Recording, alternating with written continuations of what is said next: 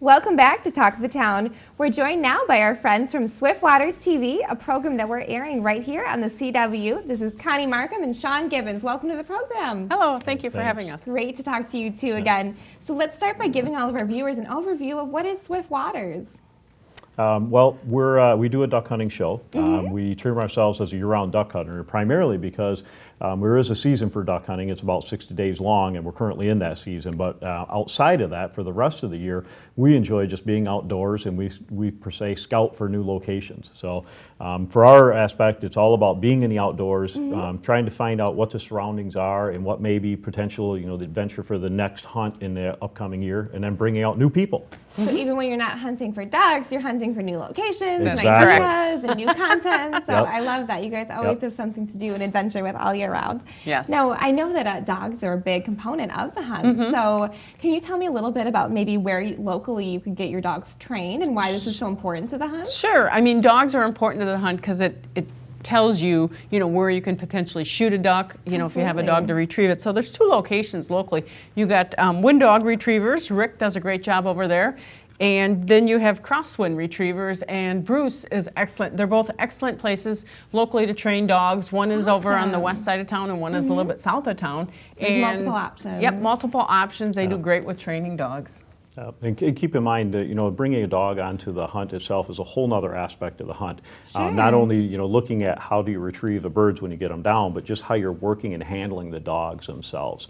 So getting them under control, having them work with hand signals, having them retrieve birds. These guys are experts at it. They can help people kind of walk through even little tips and tricks on how to improve existing dogs. So that's awesome, and this is definitely a new level to training than what you might do in a typical dog training course. Right. So correct. Very, very important to do. Now, I want to talk a little bit as well about the Cedar Hill Game Farm. I've heard that's a really good place to hunt in the area, so can you tell me more about that place? Yeah, it takes a little different twist. It's up by Beaver Dam. Doug does a great job. He positions his facility more of an outdoors, realistic hunt. It's primarily for pheasants. You can go up there, and he's got a 40-acre farm, and he can position different stages to challenge your dogs as well. So he's an excellent quasi or semi-pro trainer, but he'll work with you and your dogs and teach you how to bring them to the next level. And he's got different courses per se of difficulty that he can kind of help walk your dog through those. So it's a really program to be able to up there. Yep. Yeah. He's got a great operation. Yep. I love that. And so not only can it help you improve your hunting, but help your dogs too. So all around a great opportunity. And I like that you said very realistic and true to life too, because that's so important that wherever you're training is easily, those skills are going to translate right over to your real, the field itself. Your other hunts. So very, very cool. Now you guys said we're in kind of right in the middle of duck hunting season right now. So where are you guys hunting? Well, we just came back from North Dakota. It was our second trip out there. It's always a fantastic trip to go out there. It's called the Prairie Potholes. So the birds are plentiful. We had a great trip. There were a set of 4 people that went out with us, the team, and we had. The water levels are a little down, so the birds were a little sparse. We had to work for them, but that's all part of the adventure. Yeah. You go scouting, find them, get permission on the land access, and go out and have a good time. We struggled some 40-mile-an-hour winds one day. Almost blew up for the challenge, though, huh? Yeah, standing in waist-deep of water and almost blew her over at one point. Oh my gosh, you are a real champ.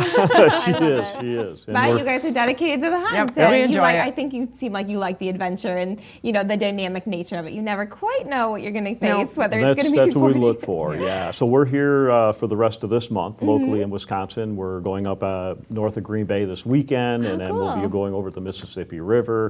And then kind of central areas. So. You guys are always on the move. I like that. Always have new, fun, and exciting stories. So last but not least, with the cold weather coming, how does that kind of affect the migration of ducks and, of course, your potential for hunting? We're looking forward to it. It's too warm right now. It's too warm. It's going to be 70. It's crazy. Need the cold Arctic weather to come down to push those birds further on south. So we're in that fly zone in Canada. We become amateur meteorologists. So we're watching the weather in Canada for the next 10 days. It's supposed to be as what we have here. They won't push. So we're looking for cold weather, snow cover, ice, something to push the. You need to get those signals. Yeah. It's time to move down, time to migrate, and you're in the prime of hunting season. so you want to make sure that happens. Right. So. We have some, per se, fresh birds coming in for us Yeah. to work with. So, Absolutely. we're a bit weather dependent, and then we'll start chasing them south from here. Well, since we are in Wisconsin, I'm sure that your wish will come true sooner Yep. or later. We can't avoid the cold too much longer, so that'll be happening soon, I hope. But it was great talking with you both again. Once again, we've got Connie Markham and Shawn Gibbons from Swift Waters TV. Make sure to check out their program. It's airing right here on the CW. Thank you to both of you for coming Thank you very on. much for Yeah. having It us. was great talking with you. And thanks to the rest of our guests and to you for watching at home. We'll see you next time right here on Talk of the Town.